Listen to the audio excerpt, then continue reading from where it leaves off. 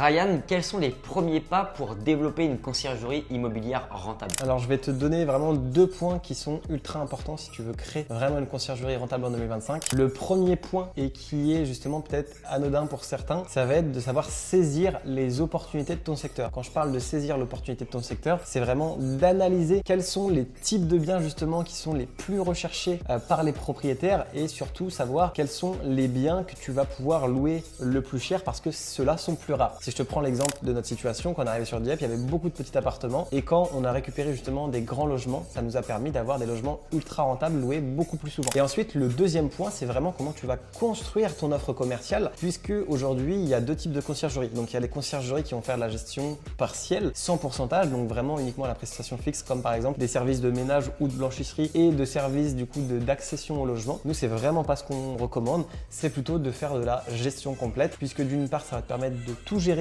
au niveau du logement, mais d'une autre part, tu vas également pouvoir prendre du coup un pourcentage sur la gestion des logements et c'est ça qui est vraiment le plus rentable, c'est quand tu vas faire une gestion complète, que le propriétaire ne s'occupe de rien et que tu t'occupes de tout et c'est là où vraiment tu vas pouvoir générer le plus de marge possible avec ta conciergerie. Si toi aussi tu veux créer une conciergerie rentable en 2025, écris BNB sous cette vidéo et je t'enverrai une ressource en privé qui t'explique comment tu vas pouvoir te lancer en 2025 avec un plan d'action étape par étape.